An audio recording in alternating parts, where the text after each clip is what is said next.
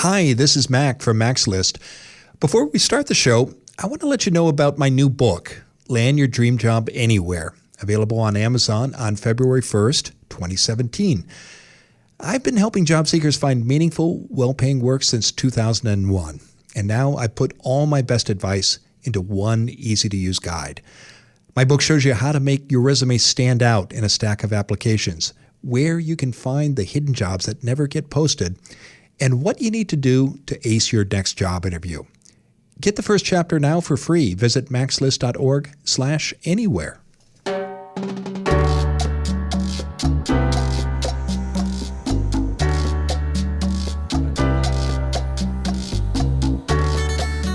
This is Find Your Dream Job, the podcast that helps you get hired, have the career you want, and make a difference in life.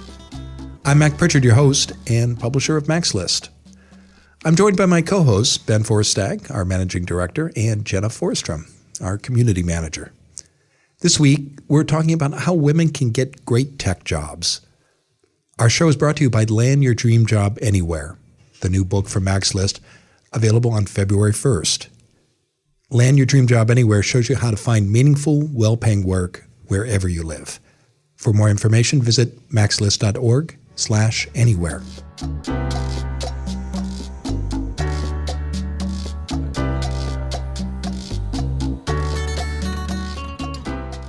Technology is the fastest growing industry in the United States, but a major gender gap exists in the tech world. According to the National Center for Information and Technology, women account for only 25% of the computing workforce. Our guest expert this week is Allison Esposito, founder of Tech Ladies. Later in the show, we'll talk about the gender gap in technology and the steps women can take to overcome it. Many tech employers offer remote work, and that appeals to women who are also raising a family.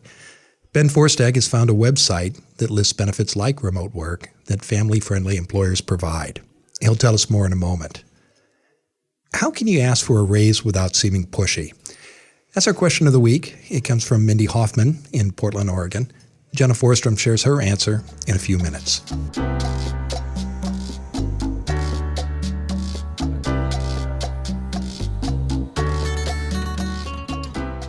As always, let's check in with the Mac's List team. Our topic this week is how women can get great jobs in technology. And as you both know, we recently sponsored an event with the Oregon Technology Association, and it attracted more than 200 people. What did you two, Ben, Jenna, hear from our panel of experts about this week's topic and some of the ideas they had? I think that the biggest piece of advice, and this applies for both men and women, is to build a personal relationship with recruiters. A lot of employers, especially in the tech space, hire a recruiter or teams of recruiters whose job it is to go out and find the right talent for their organization. And the recruiters who are at this event made very clear that the best way to land a job in these organizations is to start up a conversation and a relationship with the recruiters early on in the process. And that might mean before you're even actively looking for work, just putting out feelers and making sure you're building up these relationships so that when the time comes, you're the go-to candidate for the positions the recruiter is looking for. What I remember about that advice, and that came from, I think we had 2 HR managers on the panel who worked for technology companies, was how surprised many people told me they were after the panel discussion that recruiters would be open to that. They just assumed, some of the people I talked to, that calls would be ignored and emails would go unanswered. And it was, I think, surprising to hear that recruiters welcome those conversations. Yeah, I was surprised as well. I mean, I think this also comes with the caveat that one of the recruiters said is don't be a jerk, right? So don't be overly pushy, don't be overly demanding, don't email them 10 times a day. But starting up that conversation and that dialogue early in the process really helps position you not only as a person with the right skills, but also a person with the right temperament and personality to succeed in that office. Jenna, what were some of your recollections of that event and advice for women who want to work in technology? Not directly related to the simple event that we put on with Tao, more just in general for like, I have a lot of female friends here in Portland that work in the tech industry, and just kind of the struggles that they talk about of just becoming more professional and not falling under the role of being like a secretary or admin or someone's mother. So I think it's just being very professional, having clear set boundaries. Like, I'm willing to do this so the team succeeds, but I'm unwilling to do that so that you can succeed personally or professionally or whatever, and just being really direct and have set boundaries. But then also just speaking up. And so when you are interviewing, when you are talking with your manager, if you're gainfully employed, talk about the opportunities to move up. Like, hey, there's a panel and it's predominantly male. What could I possibly speak on it? Or what are we doing to include more women? Like, I'd like to see myself more reflected in upper management or in the team, and just being a voice for the problem, which gets men or leadership thinking more about like, oh, inclusion. But I think in general, especially in Portland, it's something that's a hot button topic, and the tech industry wants to see more females. It's just they're having a hard time finding them, or maybe not finding them, but like figuring out the process to cast a wide enough net to attract women to come work for them. So if there's one thing that you could recommend, Jenna, or perhaps you've heard from your colleagues and friends in the technology industry that would help solve that problem, increase the number of women working in the tech sector, what would you recommend? I would say be forthright. Say, like, I'm really interested in working with your company, and I'm really interested in bringing more female leadership and thought and whatever your skill set is professionally to this field.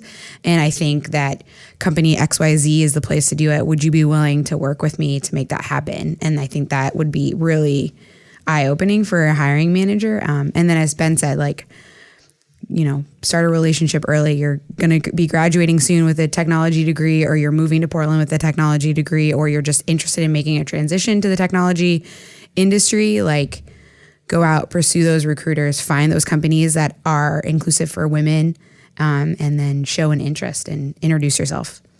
Great. Well, good advice from you both. And I know we'll talk more with Allison about these and other ideas. In the meantime, let's turn to Ben, who's out there every week searching the nooks and crannies of the internet, and he's looking for websites, books, tools, anything that you can use in your job search and in your career. So, Ben, what have you uncovered for our listeners this week? This week, I want to talk about a blog post I found on the website gig.com, and this is called The Top 8 Signs an Employer is Family Friendly. So this is a question I get a lot from job seekers, particularly women, but also some men as well, who want to know how they can specifically identify companies before they even apply that are family friendly. And so I thought it might be interesting to explore what exactly family friendly means. So do you have a shorthand definition for us? I guess my shorthand definition is, can I get home in time to see my kids before they go to sleep, right? That's just for me. And it was certainly an important thing for me when I was looking for a job. And one of the things I really value about my job here at MaxList is that we've got flexible schedules so that I can get home before my children go to bed at 6 p.m. So this blog post actually just outlines a couple different characteristics of family-friendly organizations, and I'm just going to read through them here. It's schedule flexibility, like I just mentioned. Telecommuting, that's another thing we have here at MaxList. Basically means the ability to work from home if you need to. Childcare programs, maternity and paternity leave policies, wellness programs, and work-life programs. That last one is a little vague. I think that mostly means, programs that respect the idea that employees have a life outside of the office as well. Take your child to work day, maybe. That's more blending the work and the life. Yes. Well, there are a lot of benefits to that, but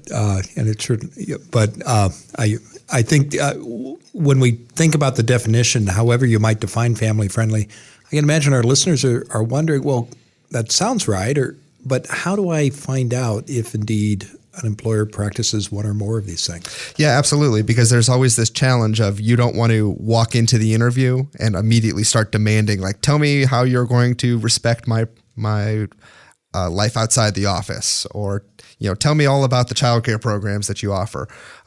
Because as we advise everyone, when you go into the interview, you want to talk about the employer's problems and you want to be a problem solver. And that puts people in a bind, right? Because, if you absolutely must be able to get home on Friday at 2 p.m. to pick up your son at school, it's tough to even find the job. Is it worthwhile applying to a job if they're not going to let you do that? So this blog post has some tips for how you could find these employers ahead of time. And some of the suggestions are pretty obvious and others are a little bit more nuanced. So they suggest ask other parents who they work for. You probably have a mommy's group or a dad's group that you're a member of. Ask those parents what their organizations are like. You can look for reports from third-party organizations like SHRM, which is the Society for Human Resource Management. They keep good lists of organizations that have the benefits like we listed earlier. Scrutinize the workplace once you've landed the interview. If you can, talk to other employees. This isn't always possible, but sometimes if you're in for a second or third interview, you have a chance to talk with other staff people. Pinpoint companies where women fill the top executive positions. Now, this is an interesting one. I think the assumption here is that women are more open to work-life balance in general, and if an organization has top female executives in it, they're going to implement and enforce the kind of family-friendly policies that we're talking about. I don't think this is a hard and fast rule, but I think it's probably a pretty strong indicator there. You could look for the percentage of women in the company's workforce. This is a really good one because the data shows that organizations that don't have family-friendly policies tend to push women out either actively or passively. Again, women take the brunt of the child care services in our society.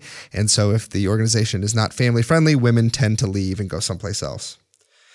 And then the last suggestion they had was to target the finance, insurance, or real estate industries, which I guess the data shows are more family-friendly than other institutions. I'm a little surprised by that finance one, because when I think finance, I think those bankers who are at Wall Street working 16 hours a day. Yeah, that does surprise me.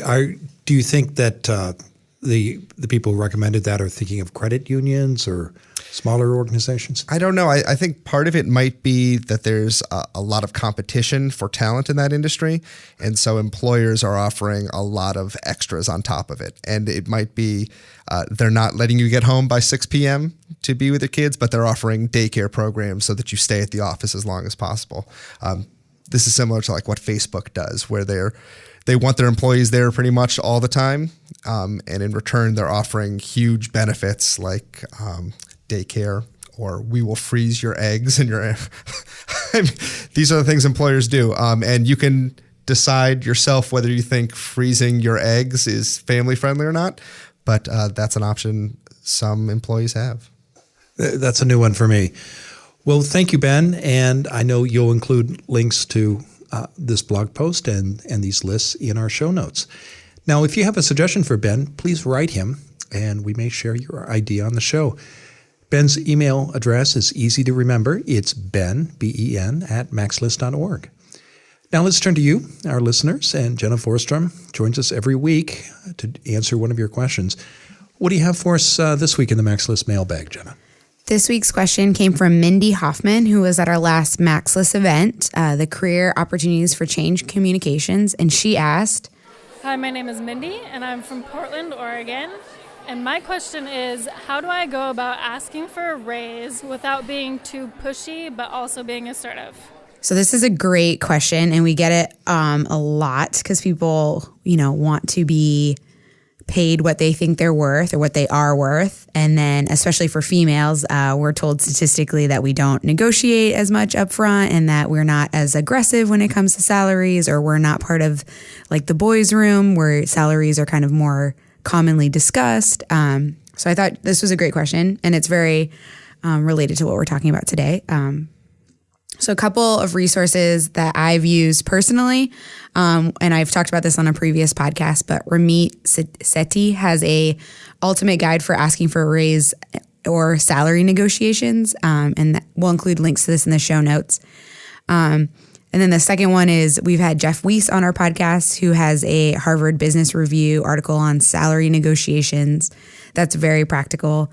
And then Ben says this all the time. I'm just stealing everyone's examples to always document your accomplishments so that when you're going into a quarterly review, or if you're about to get a promotion, you want to get a, like you're getting a title raise, and you want to ask for a financial raise to go with that, you have a Google Doc or a notebook where you just, like, in the last year, or in the last 90 days, or in the 5 years I've been in the company, here are all the things I've accomplished, and I think it's worth X number of dollars. Hey boss, what do you think of that? And just have something that you can go back to, and you're not thinking about it 20 minutes before going into that meeting. It's not like, but it's something you're just constantly updating. Mac and Ben, do you guys have any other tips? I would just go back to one of the points Jeff Weiss made, which was take it out of the realm of opinion and emotion and ground everything in fact. And the more you have facts to back up your value, whether that's absolute value in terms of things you've actually done and value you've created for the organization, or relative value in terms of what other people in similar positions in your town are getting paid. I think the more hard facts and more data you bring to the table, the stronger argument you have. I would also add that when you're approaching a supervisor for a raise, it's basically a business deal. And like any business decision, you've got to do your homework, and you've got to think about the needs of your supervisor and what resources they have available and what matters to them. And you've got to prepare and rehearse before you walk into that meeting. Salary negotiation and wing it are two phrases that should never be linked together. And it's and I say this with kindness, it is not pushy to ask for a raise. It's a business deal. You're there helping the employer. And so the question is, how do you do it effectively so you get the outcome you'd like to see happen? And in addition to the resources you mentioned, Jenna, which are terrific, I would also encourage people to listen to our podcast interview with Josh Duty, who talked about in a very step-by-step way how you can approach a salary negotiation. And so like job hunting, negotiating for or asking for and getting a raise, it's a skill. It takes practice, but you can master it. And above all, it requires clear goals and preparation. And if you invest the time, I think you'll be pleased with the results you get. Awesome. Thanks, Mindy, and thanks, Mac and Ben, for your tips. Thank you, Mindy and Jenna. And if you have a question for Jenna, please email her. Her address is also easy to remember. It's jenna@maxlist.org. Or call her listener line. That number is area code 716-562-8225. That's 716-JOB-TALK. If we use your question on the show, we'll send you a copy of Land Your Dream Job Anywhere or a MaxList coffee mug. It's your choice. These segments by Ben and Jenna are brought to you by Land Your Dream Job Anywhere. It's the new book from MaxList, and it's coming on February 1st. For 15 years at MaxList, we've helped people in Portland, Oregon find meaningful, well-paying, and rewarding jobs that they love. Now we put all of our best job hunting advice in one new book that can help you no matter where you live.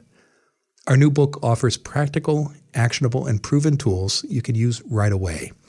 You'll learn how to get clear about your career goals, find hidden jobs that never get posted, and ace your next job interview.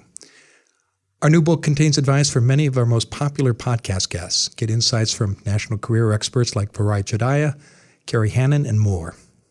Land Your Dream Job Anywhere arrives on February 1st, 2017. But don't wait. Join our pre-launch mailing list now, and we'll send you the first chapter. Visit maxlist.org/anywhere. Now let's turn to this week's guest expert, Allison Esposito.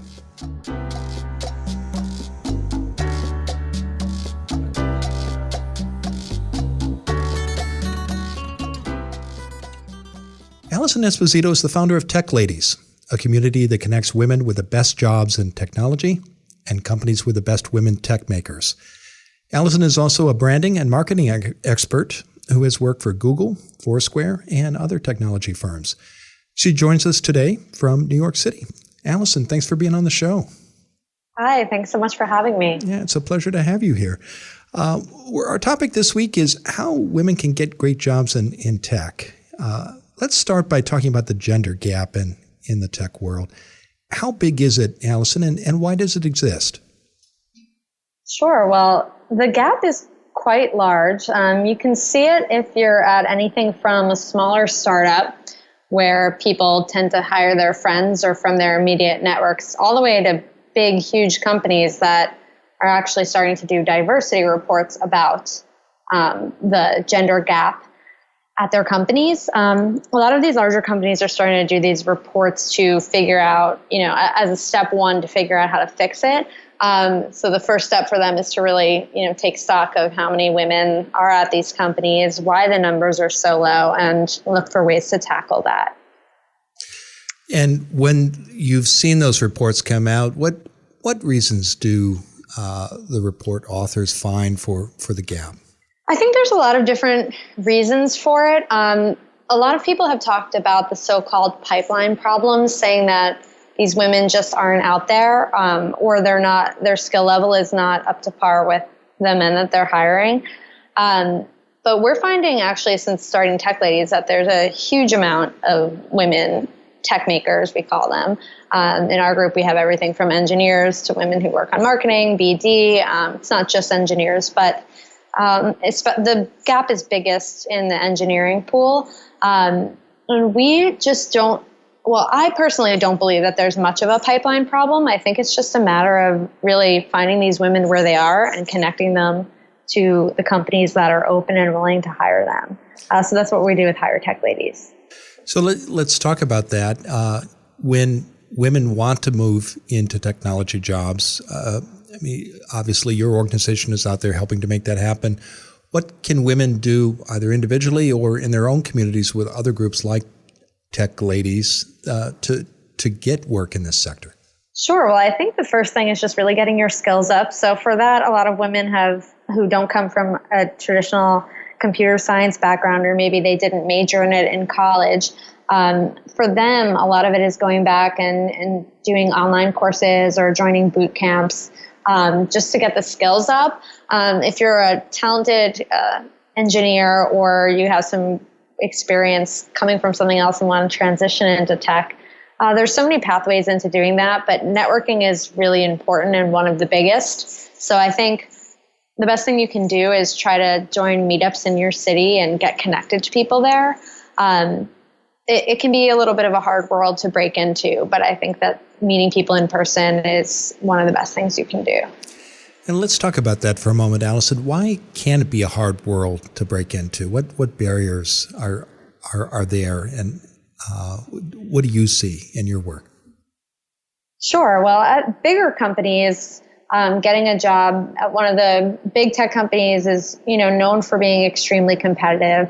It's very hard to stick out because they have so many applications. So you really have to be at the top of your game. And it's also helpful if somebody who currently works there can get you in or help promote your application once it's in the system for the larger tech companies. For things like smaller startups, I often suggest people, if they want to work in tech, start at a startup that's small and maybe more open-minded. And that's a good way to build up your resume and your experience in the tech world. And I think that that's a lot easier to break into than trying to go to a big tech company at first if you haven't worked in tech before. Okay, so if you're interested in opportunities at a big company, see if you can, if you have personal relationships there or people who you can network with, and there are more small opportunities with smaller firms. You mentioned earlier, Allison, meetups. If somebody's thinking about going to a meetup in the tech world, how should they prepare for that? What kind of expectations should they have, and what do they do when they show up? I think one thing that's interesting about the tech world is that it can be a lot more casual than other sectors. So not being intimidated if you don't fit the mold of who's going to be there. It's largely white, male, and young. Sometimes you have to push yourself to go to that meetup anyway. Part of the reason we started Tech Ladies is so if you're a woman, you don't have to feel that pressure of not fitting in the room. And it's why we have meetups all over the country as well, to help try to close that networking gap a bit for women. But I think that one tip is just to go in with an open mind. You don't have to be a big extrovert to get something out of a meetup that you go to. I think even if you meet just one person or walk away with one business card, if you can follow up with them and make a good connection, then it was worth getting yourself out of the house and going to do that. sometimes it can feel a little bit like exercise to get yourself to go to some type of professional networking event. We try to make them fun, but I know for a lot of people, they can be a little intimidating. Do you have one networking secret you'd like to share if for somebody who might be going to a meetup for the first time?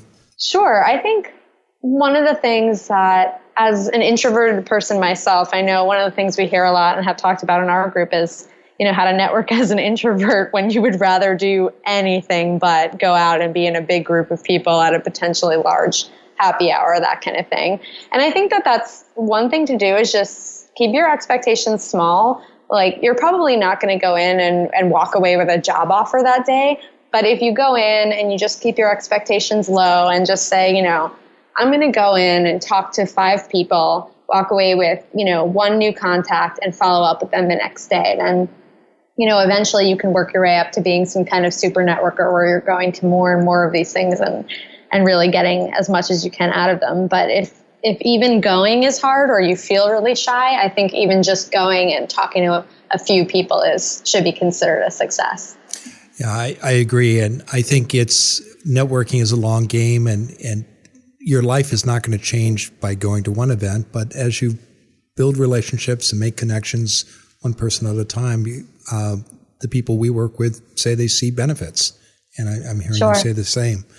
Now, when people think about technology, I think the popular image is the jobs are in coding or programming or being the head of a startup. But it's a big sector, isn't it?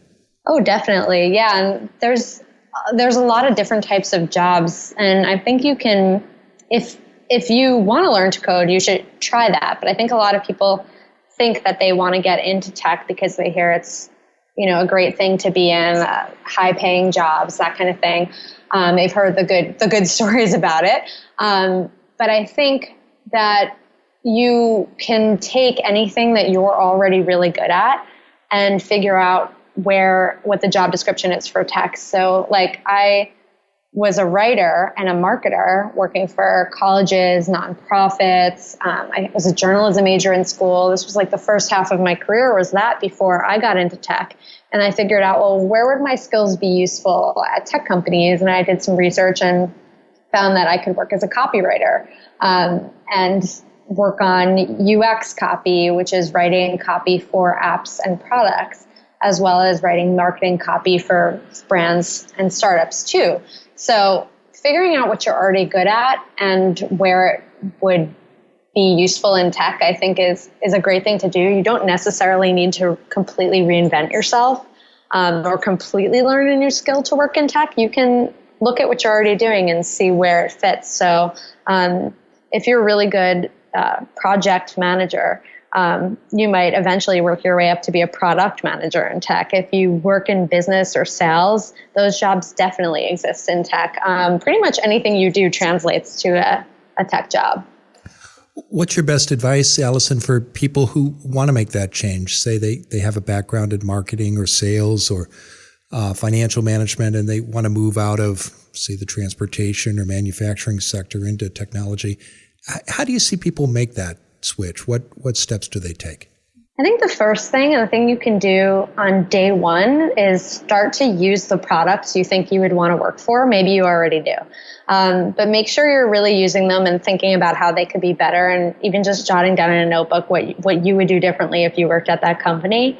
And then I think the second thing is joining Twitter or other online groups and following people who have jobs that you would love to have someday. I definitely did that for 3 years before I ever got into tech. I was just reading tech blogs, following people on Twitter, trying to interact with them there, going to tech meetups before I was really even in tech myself, and absorbing as much as you can. I think in tech more than other industries, everything is out there. So if you want to learn a skill and you go on Medium and search for it, you will find so many great pieces written by people who've written extensively about these things at different companies. So I think a lot of the learning is really out there for the taking in tech more than other sectors. Many women want to work from home and they want to work remotely. What kind of tech jobs allow them to do that? Luckily, there's a lot of remote work in tech, and I'm personally really excited about it. I think it's the future and a really good option, especially for women. We also see a lot of moms or at-home moms who want to work remotely as well. It's just, everybody seeing the benefits of being able to balance their life better, whether they have children or not. But I think there's a lot of tech jobs for this. There's a lot of companies who've committed to being completely remote. Some of them we have on our site. And I think the best thing to do is just learn about what the remote companies are. I think my advice for remote work is that it's great if you can join a remote company that's fully remote, rather than just looking for one remote role, because it can be a struggle when there's an office that you're not a part of. But a lot of companies now are switching over to being fully remote, which puts you on the same level playing field with everybody else. Now, Allison, I know one of the reasons you started Tech Ladies is because men dominate the sector. It can be hard for women to find other women to network with.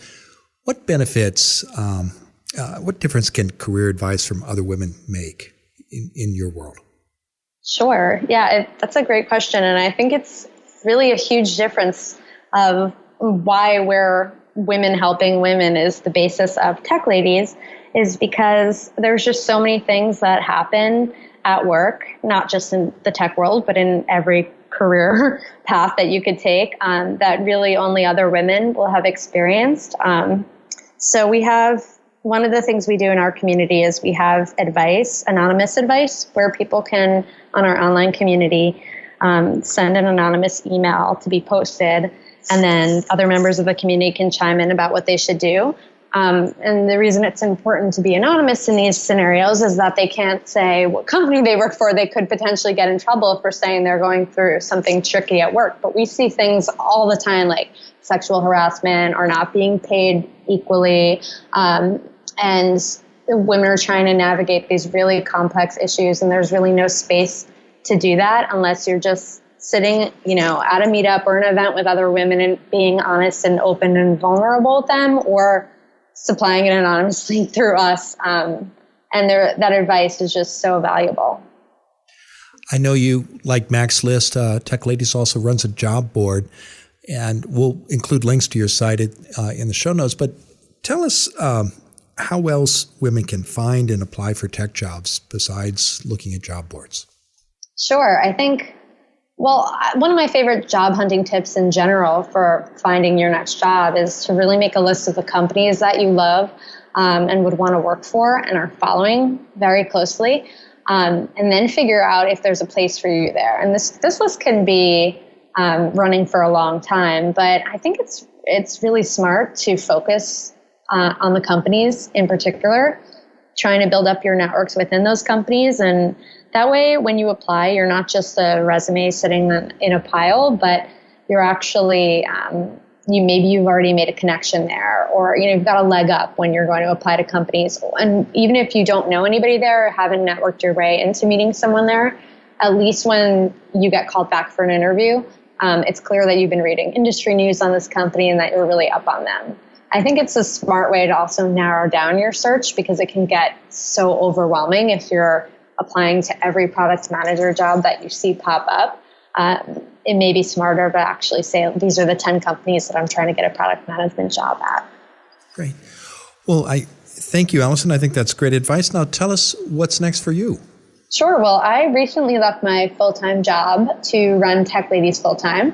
So I've been focused on that. Right now it is just me. We are bootstrapped with 2 part-time people who are helping us out. So it is still very small, and we are just gearing up for 2017, have a little bit of a product roadmap that we're working on. So make the job search better, make it so people can apply to get alerts when we post new jobs. And we're planning a lot of big events for 2017 as well. I know from looking at your website that you organize events not just in New York City, but in cities across the country, both on both coasts and in the Midwest as well. So we'll include a link to your website in the show notes so that people can find those events, as well as your job board and the other resources you offer. Great. Thank you so much. Yeah. And to learn more about Allison and Tech Ladies, go to www.hiretechladies.com. Allison, thanks for being on the show. Thanks so much for having me. It's been our pleasure. Take care.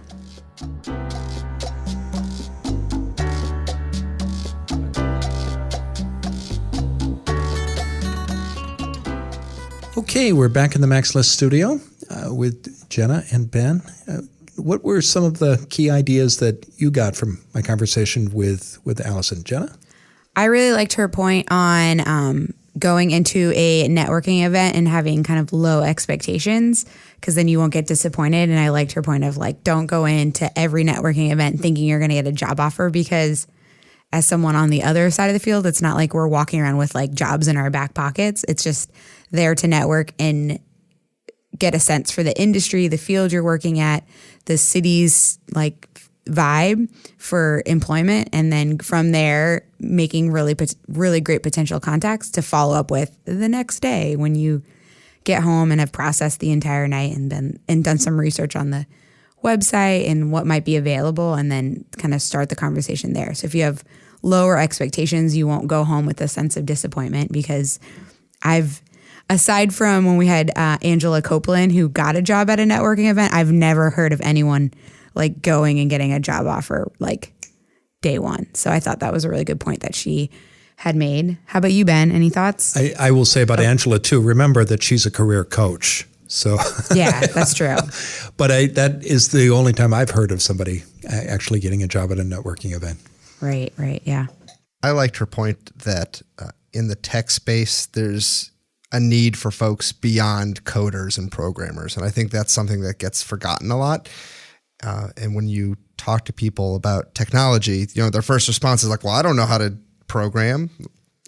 That's true, but the tech space also needs marketers and communication people and HR managers and all these other different things. And so I would encourage folks, if they've got an interest in technology, don't think that you need to be a tech head to enter that space. I think that's a good point, because most of us will change sectors once, twice, maybe 3 times. And it might mean moving from the corporate world to the nonprofit world, but it could mean moving from a private company that is a manufacturer to maybe an insurance business.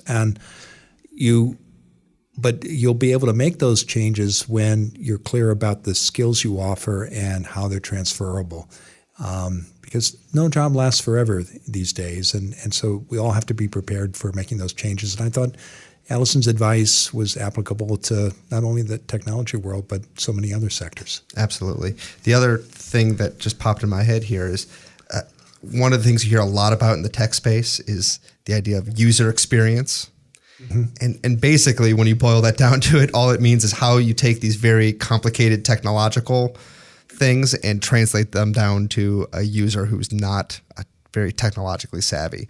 And I think people who can do that, like a good writer, is invaluable to the organization, right? Because they can actually help the organization sell their product to the consumer. Yeah, agreed. Well, thank you both. And thank you, Allison, for joining us this week. And a big thanks to you, our listeners, for tuning in to this episode of Find Your Dream Job. If you like what you hear, please sign up for our free weekly newsletter. In every issue, we give you the key points of that week's show. We also include links to all the resources mentioned, and you get a transcript of the full episode. If you subscribe to the newsletter now, we'll send you our job seeker checklist. In one easy-to-use file, we show you all the steps you need to take to find a great job. Get your free newsletter and checklist today. Go to maxlist.org/podcast. Join us next Wednesday when our special guest will be Amanda Augustine. She'll explain what questions you need to ask yourself before you apply for a job. Until next time, thanks for letting us help you find your dream job.